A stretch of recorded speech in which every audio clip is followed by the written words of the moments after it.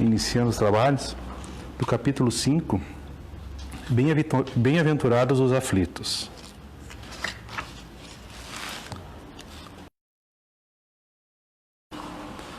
Só na vida futura podem se realizar as compensações que Jesus promete aos aflitos da terra. Sem a certeza do futuro, essas máximas seriam um contrassenso, mais ainda, seriam um engodo. Mesmo com a certeza, dificilmente se compreende a utilidade do sofrimento para ser feliz. Dizem para haver mais mérito, mas então se pergunta, por que uns sofrem mais que os outros? Por que uns nascem na miséria e outros na opulência, sem nada haverem feito para justificar esta posição? Por que uns são bem-sucedidos em nada, não são bem-sucedidos em nada, enquanto que para outros tudo parece sorrir? Porém, o que se compreende ainda menos é ver os bens e os males tão desigualmente partilhados, cada um deve se compenetrar. Pelos ensinamentos de Jesus, Deus permitiu que os homens viessem a compreender essa causa, e hoje, considerando-se bastante amadurecidos para compreendê-la, Ele a revela inteiramente pelo Espiritismo, isso é, pela voz dos Espíritos. Muito bem. Boa noite a todos.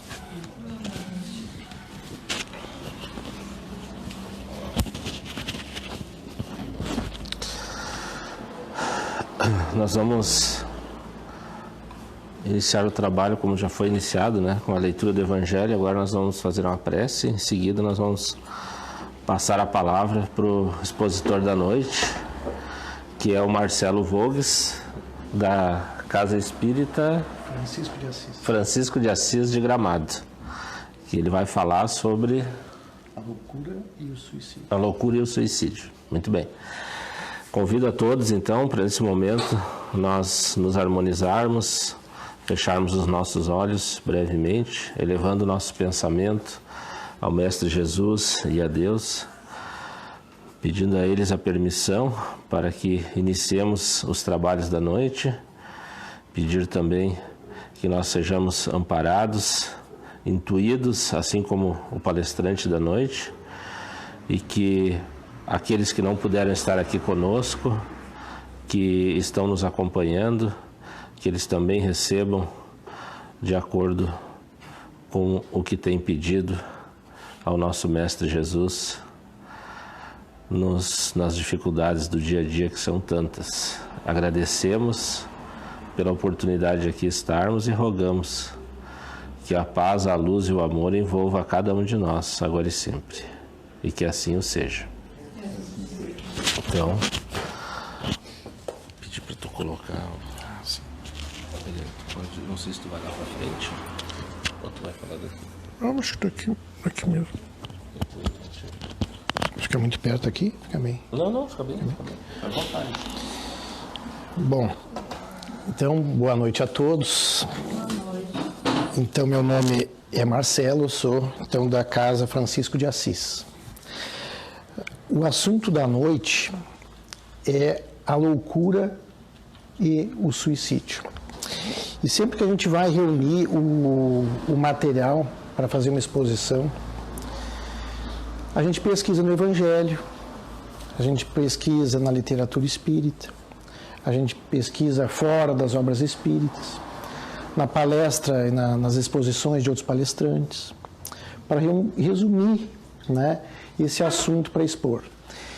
E esse assunto, para minha surpresa, ele tem muito material.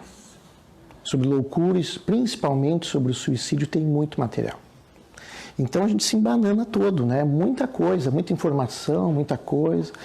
Até no mês passado foi o Setembro Amarelo, né? Mês de prevenção ao suicídio. Esse mês é o Outubro Rosa, né? De prevenção ao câncer de mama.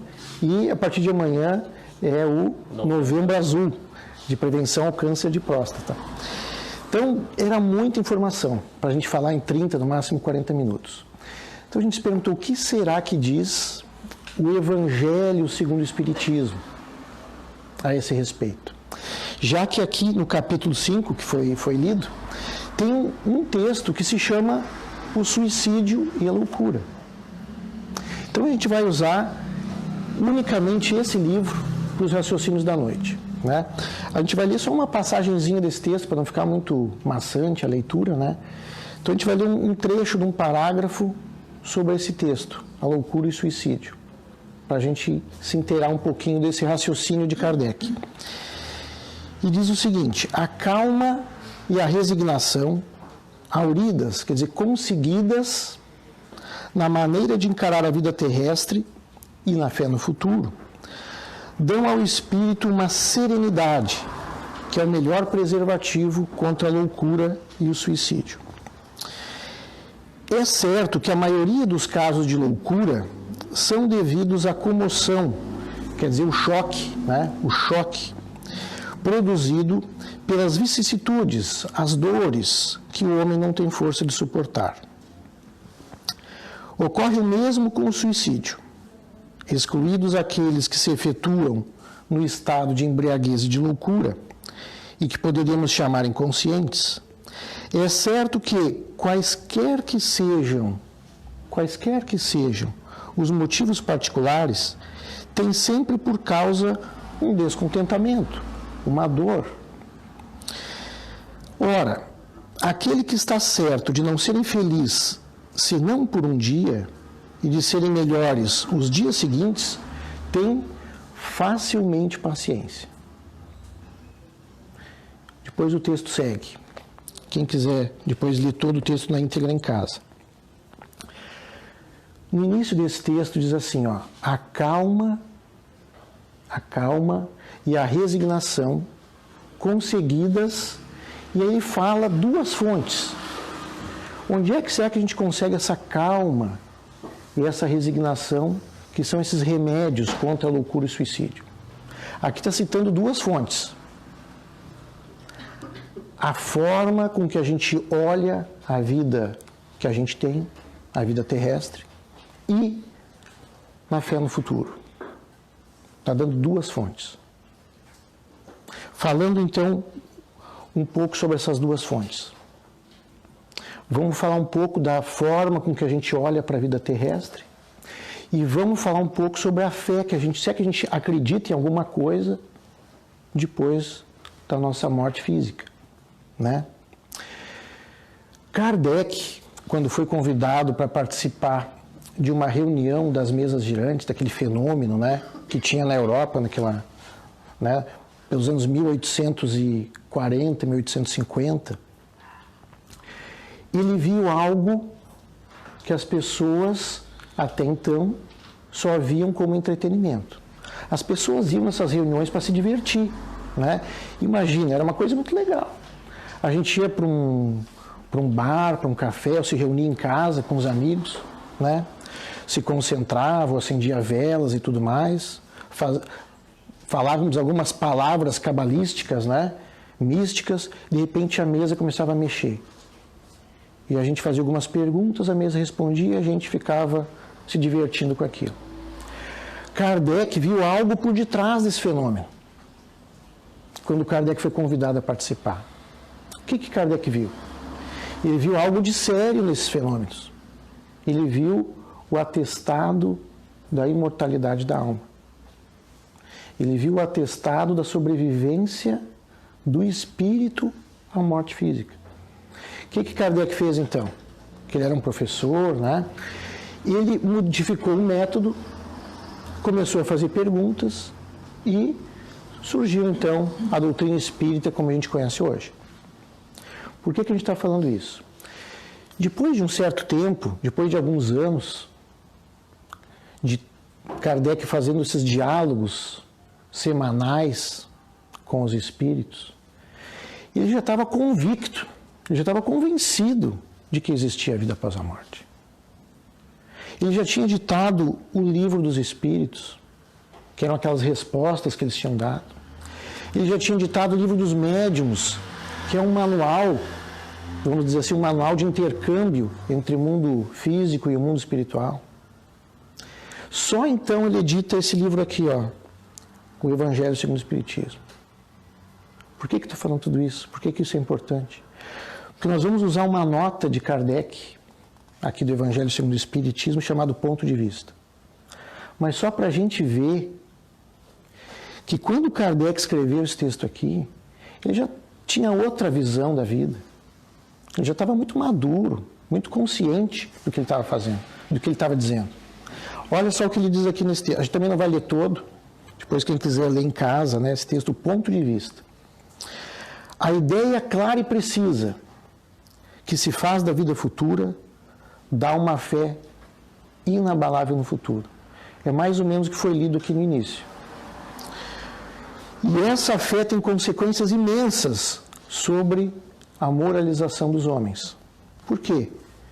Porque muda completamente o ponto de vista com que a gente olha para a vida terrestre. Faz sentido, né? Uma vez que a gente se convence, que a gente tem certeza que tem alguma coisa depois da morte, a gente começa a olhar com outros olhos. Opa, peraí, não é só aquilo que eu pensava. É o que ele está dizendo. Para aquele que se coloca pelo pensamento na vida espiritual, a vida corporal não é mais que uma passagem de curta duração num país ingrato. As vicissitudes, as tribulações, as dores que a gente tem na vida não são mais que incidentes que recebe daí com paciência. Com paciência, porque sabe que não serão de curta duração e serão seguidos por um estado mais feliz. E olha o que ele diz aqui: a morte nada mais tem de apavorante. Não é mais a porta do nada, mas sim a da libertação, que abre ao exilado, aquele que está preso, né, as portas de uma morada de felicidade e de paz. Mas, sempre tem um mas, né? O homem que dirige todos os seus pensamentos só para a vida terrestre, está escrito aqui, fica incerto do futuro. Claro que ele não tem certeza, será que tem, será que não tem? Eu tenho uns amigos que sempre falam, mas ninguém voltou nunca do lado de lá para me contar. Já voltou muita gente para contar, né? A doutrina espírita mostra isso. Olha só, o homem que dirige todos os seus pensamentos sobre a vida terrestre, incerto então do futuro, dá tudo ao presente, lógico. Não entrevendo bens mais preciosos que os da terra, ele é como uma criança que não vê nada além dos seus brinquedos. Para obtê-los, daí não há nada que não faça. E aqui ele dá uns exemplos, eu não sei se a gente se encaixa em algum deles, mas a perda de um bem, aí, nesse caso, é uma tristeza pungente. Uma decepção, uma esperança frustrada, uma ambição que não foi satisfeita, uma injustiça de que nós somos vítimas, o orgulho e a vaidade feridos, são tormentos que fazem daí, da nossa vida, uma angústia.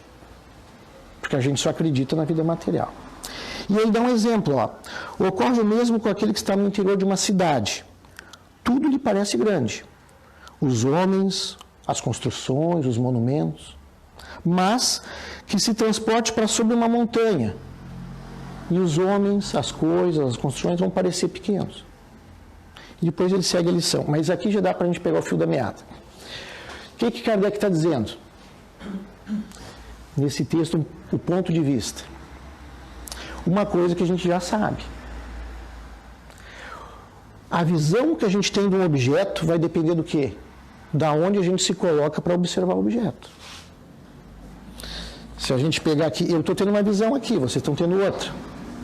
Mas se a gente mudar de posição, o que Kardec está querendo dizer é que os objetos dependem de onde a gente olha para eles. Dá o exemplo de uma cidade. Se a gente pegar então Parobé, a gente pode percorrer a cidade a pé. A gente vai conhecer as calçadas, vai tocar nas árvores, né? Na folha das árvores, na casca. Mas se a gente percorrer de carro, a gente vai ter uma outra visão. Se a gente percorrer, e se a gente sobrevoar a cidade, vai ter uma outra visão. Se a gente ficar em cima de uma montanha, como diz aqui a lição, uma outra visão. Bom, a gente está meio que convencido do que Kardec está dizendo, né? Poxa, mas é verdade mesmo. Depende do ponto de vista. Serve para objetos. Será que serve para pessoas? Serve. Depende do ponto de vista que eu olho para uma pessoa. Porque uma pessoa também, assim como um objeto, nos oferece vários ângulos. Vamos ver se isso funciona. E eu posso escolher olhar, por exemplo, para o lado ruim de alguém. Né? Eu posso até me especializar em olhar para os defeitos, para as imperfeições de alguém. Eu fico especialista nisso. E o que acontece? Quando alguém me apresenta uma pessoa, eu fico olhando para os defeitos, né? Porque eu sou especialista nisso. Fico procurando com uma lupa os defeitos de alguém. Depois de um tempo, eu olhando para essa pessoa, eu, Marcelo, me convenço que essa pessoa é ruim, ela é só sombra. Mas uma outra pessoa que olhe para ela de um outro ângulo, por exemplo, uma pessoa que olha para ela com as lentes do amor, vai ser capaz de ver ângulos que eu fui incapaz de ver. Não é verdade? Se isso serve para objetos, serve para pessoas, serve também para fatos, para circunstâncias. Vamos ver se funciona. Funciona. Eu já testei em casa. Funciona pelo seguinte: quando a gente vai ficando mais velho, não mais velho, mais experiente, mais maduro, né? A gente olha para aqueles fatos que já nos aconteceram, que foram ruins, foram amargos, foram infelizes. Hoje que nós estamos mais maduros, a gente tem uma outra ótica, um outro ponto de vista. Não que eles ficaram alegres e ficaram doces, mas ao menos a gente sabe que eles nos fizeram um grande bem. Foram benéficos, porque nos ajudaram a crescer. Porque a dor também nos faz crescer. É o que foi lido pelo nosso irmão ali no início. Então, Kardec começa esse texto dele dizendo o seguinte: a ideia clara e precisa que se faz da vida futura nos dá uma ideia, uma fé inabalável no futuro. Bom, o que Kardec está dizendo é que não adianta então alguém nos contar uma história simbólica, né, um conto de fadas, uma alegoria, uma ideia vaga. Ele está dizendo que a gente tem que ter certeza, uma ideia racional, lógica, clara, objetiva, detalhada do que é a vida depois da morte. E isso a doutrina espírita nos dá por completo. Ela nos traz exatamente isso. Então ela nos esclarece o ponto onde nós queríamos chegar. Ela nos esclarece. E essa é uma mensagem central da doutrina espírita, que é justamente nos colocar num ponto de vista que a gente consiga olhar para a nossa vida, para a vida física, para as nossas perdas, que todo mundo tem perdas, prejuízos, para as injustiças que nós passamos, para as crueldades, para a maldade, para a dor, com um outro olhar. Com outro olhar. Porque a doutrina espírita nos faz enxergar que nós somos seres espirituais que estamos momentaneamente no corpo físico num estágio. E esse estágio é curto. E não o contrário. Nós não somos um corpo, um aglomerado de células que de vez em quando lê um livro edificante ou vai no centro espírita, ou vai na missa, tem uma experiência espiritual. Né? É exatamente o contrário. Nesse texto que a gente acabou de ler, Kardec fala que milhões e milhões de pessoas hoje, escolheram um outro ponto de vista para olhar para a sua vida. Escolheram o ponto de vista material. Então são pessoas que não têm uma crença, uma certeza de que existe uma vida realmente nos esperando depois da morte. E o que acontece daí? Eu vou mudando aqui para não me perder. O que acontece daí? Nós criamos uma sociedade materialista, porque a nossa forma de enxergar a vida é materialista. A consequência, não é que é ruim ou é bom, a consequência não é legal. Porque a consequência do mundo materialista é o quê? Nós ficamos mais egoístas. Então eu não faço mal para o Paulo porque eu quero fazer o mal, eu quero ser maldoso.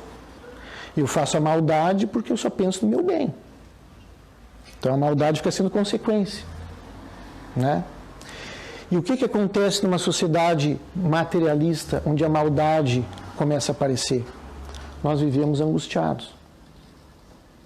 E o clima que a gente vê hoje, que nos leva à loucura e ao suicídio, é esse clima de angústia. É angústia porque eu estou sofrendo a perda de um ser amado desencarnado.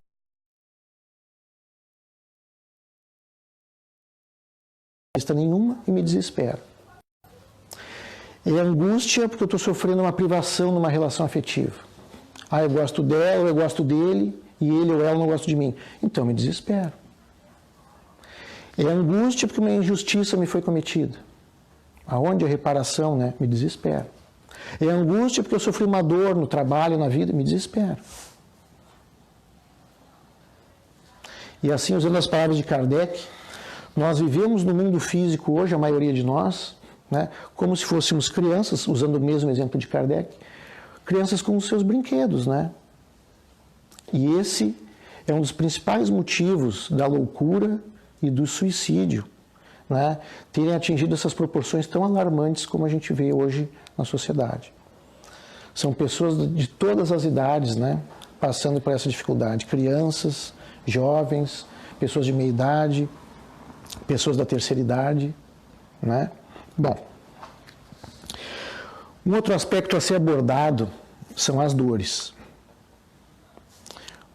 A leitura inicial hoje falou do capítulo 5, né? Foi lida ali no início. O capítulo 5 do Evangelho segundo o Espiritismo é o capítulo mais longo do livro, porque ele nos explica de forma lógica, indiscutível, irrefutável, não tem como a gente acabar discutindo com a lógica, com a razão. Por que a gente sofre?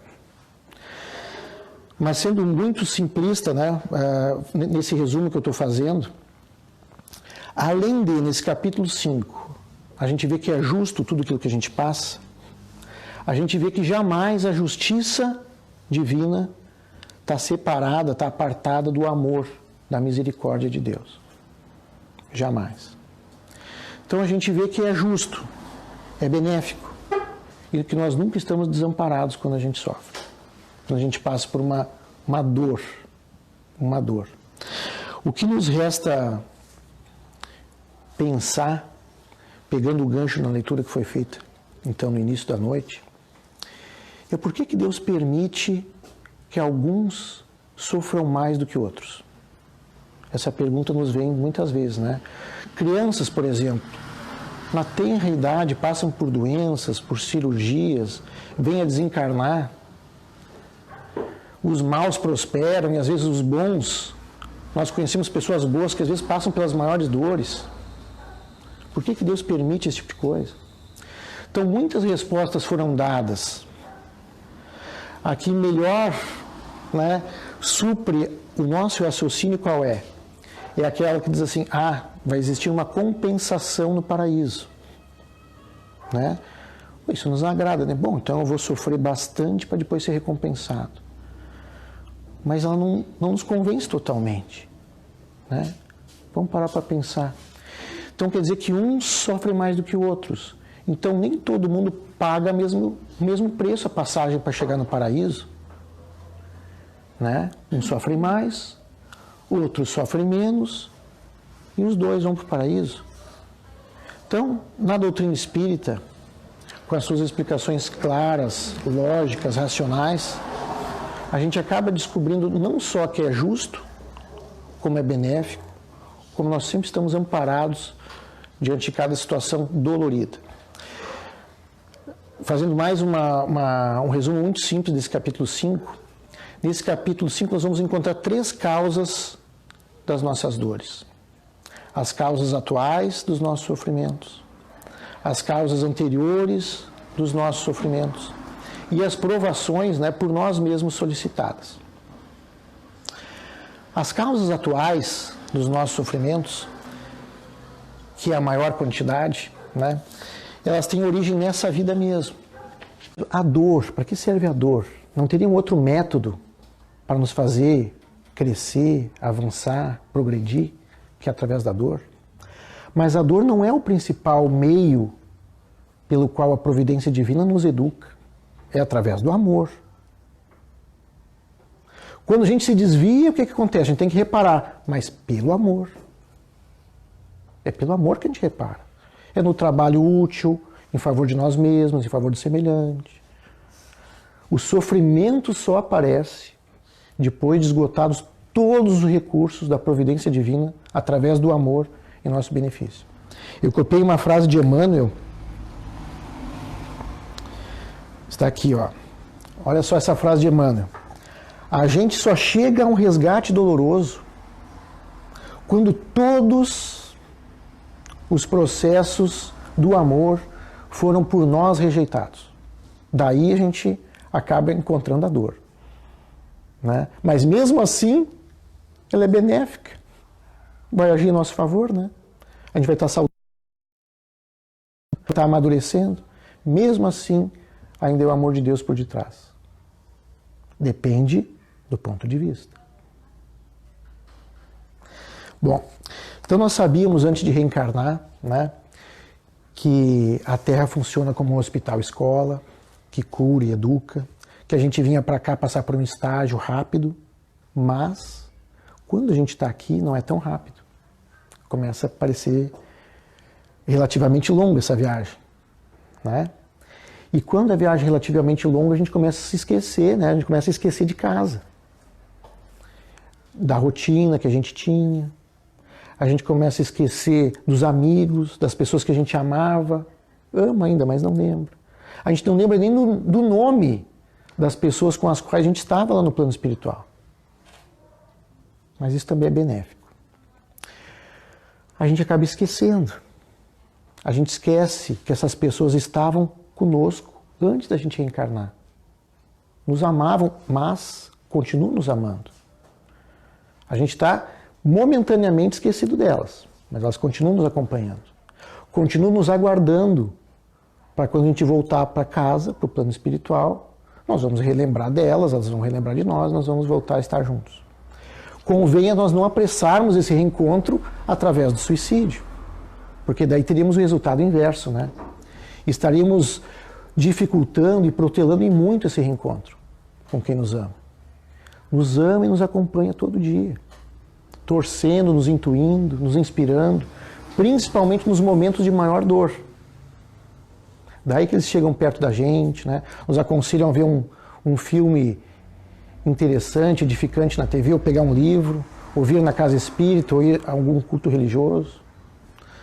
Nos incitam a ler o Evangelho, porque o Evangelho tem uma terapêutica, né? E aqui, no capítulo 6º do Evangelho segundo o Espiritismo, olha só que interessante. No capítulo 5 fala das aflições, que a gente sofre, por que a gente sofre e tudo mais. Explica, esclarece, porque a doutrina esclarece. E no capítulo 6º ela consola. O título do capítulo é o Cristo Consolador. E olha o que diz na passagem inicial do capítulo 6º. Vinde a mim todos vós que estáis aflitos e sobrecarregados. Quase todos nós, né? E eu vos aliviarei. Tomai sobre vós o meu jugo e aprendei comigo, que sou brando e humilde de coração. E achareis o repouso para as vossas almas. Pois o meu jugo é suave e o meu fardo é leve. E eu, quando era mais novo, li isso aqui, eu achava, ai, que balela. Onde é que está Jesus para vir me ajudar? Como é que ele vai deixar meu fardo mais leve? Que história é essa? Mas é interessante, né? O jugo é aquela madeira que a gente bota em cima dos bois, né? Para que ele não se desvie do caminho. Para que ele só vá aonde ele está sendo conduzido, né?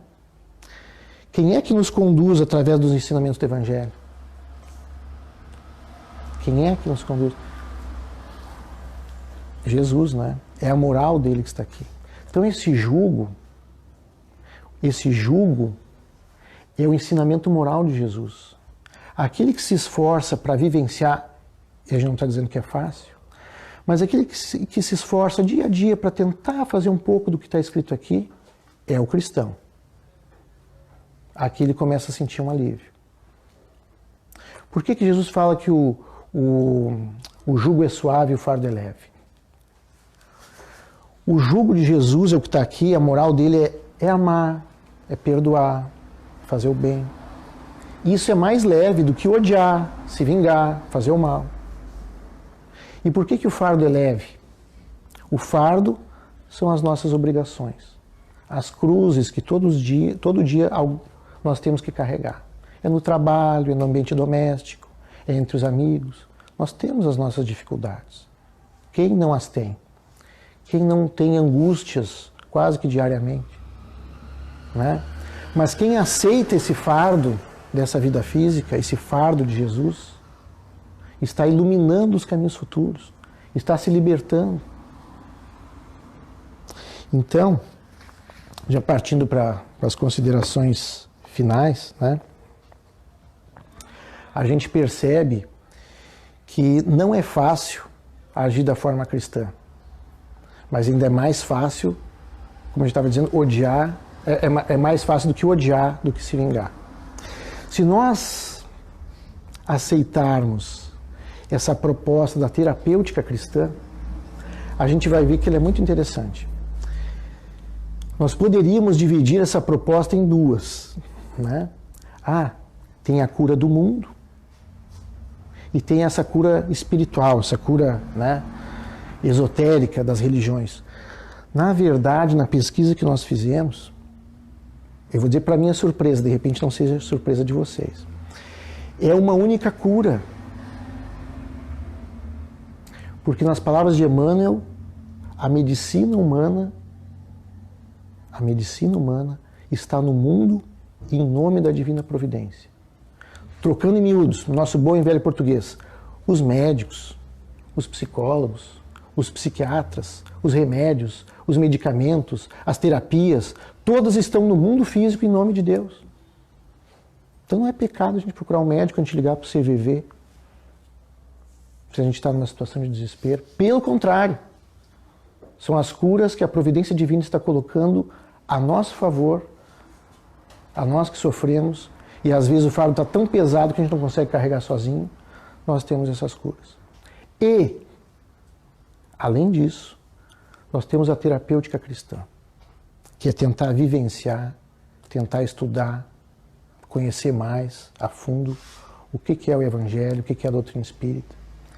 E nós vamos ter mudado a nossa ótica. Por incrível que pareça, muda a forma com que a gente olha para a vida. Muda a nossa perspectiva, a nossa fé, a nossa certeza na vida futura. E sem saber de onde a gente vai ter aquela serenidade que falava ali no início do texto. A gente vai começar a ficar mais sério. Mas da onde? Do teu próprio esforço. Né? A gente vai ver que palavras como oração, como trabalho, como confiança, né, passam a fazer sentido para o cristão. A gente passa a orar pedindo a Deus que nos dê novas oportunidades de refazer o nosso caminho, porque muitos de nós já nos equivocamos muitas vezes. A gente vai aprender que podemos trabalhar em favor de nós mesmos, mas também a favor do próximo, construindo ainda uma paz maior para nós mesmos. Nós vamos ver que confiança é uma palavra que vai fazer parte diariamente do nosso vocabulário. A gente vai ter essa certeza que irmãos desencarnados e encarnados estão conosco, em nome da Divina Providência. Nós trouxemos um poema a título de encerramento. Tá? E esse poema originalmente não fala de suicídio. Né? É um poema que é o Retrato de Mãe. Depois até vou deixar aqui, eu imprimi antes de sair de casa. Só que eu estava lendo esse poema, e certo não foi por acaso, que eu comecei a ver, poxa, mas esse poema tem tudo a ver com a lição. Porque não só esclarece, como consola. Porque esse é o trabalho da doutrina espírita, né? Do pensamento cristão no mundo, esclarecer a gente, para a gente saber o que nos aguarda, o que nos espera, né? E também nos consolar. Então, a título de encerramento, eu vou ler, então, esse poema é Retrato de Mãe. Tá? Depois de muito tempo, sobre os quadros sombrios do Calvário, Judas, Judas, então, para quem não sabe, se suicidou. Então, é um dos mais famosos suicidas que a gente tem, né? Depois de muito tempo, sobre os quadros sombrios do Calvário, Judas, cego no além, errava solitário. Era triste a paisagem, o céu era nevoento. Cansado de remorso e sofrimento, sentara-se e começara a chorar. Nisso, nobre mulher de planos superiores, nimbada de celestes esplendores, que ele não conseguia divisar, chega e afaga a cabeça do infeliz. Em seguida, num tom de profundo carinho, quase que em oração, ela diz: meu filho, por que choras? Acaso não sabeis? Replica o interpelado, claramente agressivo.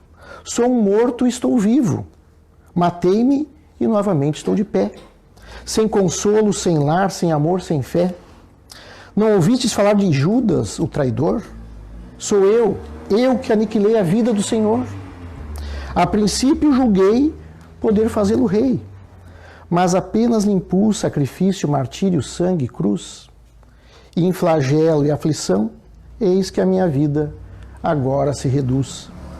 Afastai-vos de mim. Deixai-me padecer neste inferno sem fim. Nada me pergunteis. Retirai-vos, Senhora. Nada sabeis da mágoa que me agita. O assunto que lastimo é unicamente meu. No entanto, a dama calma respondeu: meu filho, sei que choras, sei que lutas, sei a dor que causa, o remorso que escutas. Venho apenas falar-te que Deus é sempre amor em toda parte. Olha só, que Deus é sempre amor em toda parte. E acrescentou serena: a bondade de Deus jamais condena. Venho por mãe a ti, buscando um filho amado. Sofre com paciência a dor e a prova. Sofre com paciência a dor e a prova. Terás em breve uma existência nova. Não te sintas sozinho ou desprezado. Judas interrompeu-a e bradou, rude pasmo: mãe, não me venhais aqui com mentira e sarcasmo. Depois de me enforcar num galho de figueira para acordar na dor, sem mais poder fugir à vida verdadeira, fui procurar consolo e força de viver ao pé da pobre mãe que me forjara o ser. Ela me viu chorando e escutou os meus lamentos, mas teve medo dos meus sofrimentos. Expulsou-me a esconjuros, chamou-me monstro, por sinal. Disse que eu era unicamente o espírito do mal. Intimidou-me a terrível retrocesso, mandando que apressasse o meu regresso para a zona infernal de onde eu vinha. Ah, detesto lembrar a horrível mãe que eu tinha. Não me falais de mães, não me falais de amor. Sou apenas um monstro sofredor. Ainda assim, disse a dama docemente, por mais recuses, não me altero. Amo-te, filho meu, amo-te e quero ver-te de novo a vida, maravilhosamente revestida de paz e luz, de fé e elevação. Virás comigo à terra. Perderás pouco a pouco o ânimo violento.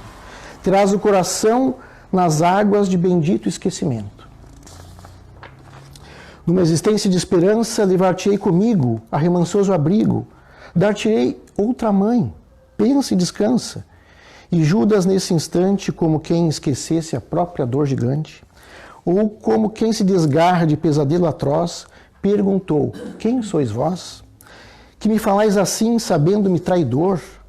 Sois divina mulher, irradiando amor, ou anjo celestial de quem presinto a luz? No entanto, ela, fitá-lo frente a frente, respondeu simplesmente: meu filho, eu sou a mãe de Jesus.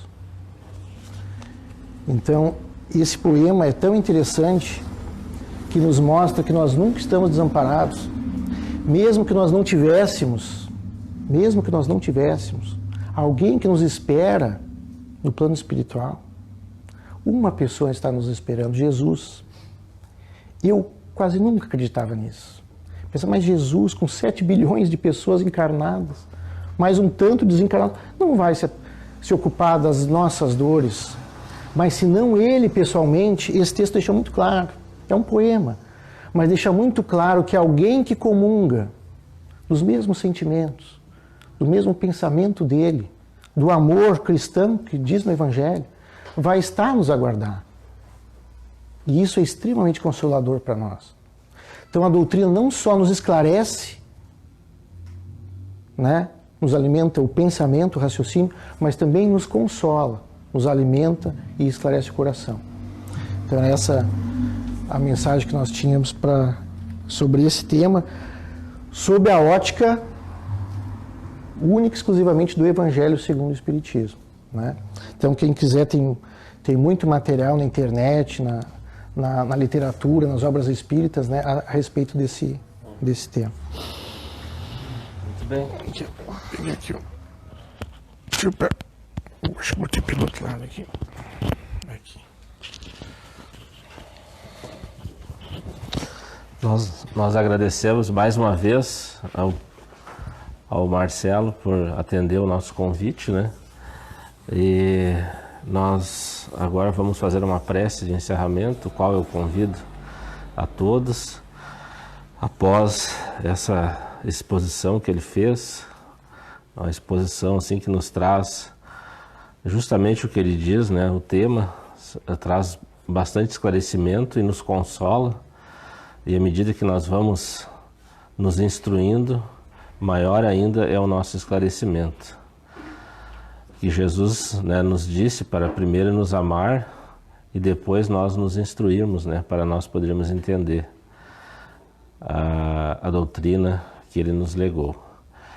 Mais uma vez, Senhor, nós rogamos a Ti por aqueles que não aqui puderam estar junto de nós, por aqueles irmãos que aqui estão desencarnados, acompanhando também, que o Senhor nos ampare sempre, estejamos sempre envoltos na Tua luz, no Teu amor, na Tua paz, em todos os lugares, nas escolas, nos hospitais, nos orfanatos, nos presídios, em todos os lugares, que nós possamos emitir boas vibrações a esses irmãos em sofrimento, assim como nós um dia lá estivemos.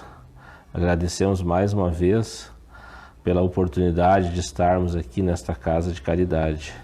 Agradecemos também ao nosso irmão Marcelo pela sua exposição e rogamos a Ti, Pai, que a Tua paz, o Teu amor, a Tua luz e sobretudo a Tua proteção envolva a cada um de nós, envolva ao nosso palestrante também, ao nos dirigirmos aos nossos lares com todo cuidado junto dos nossos familiares, e que assim o seja.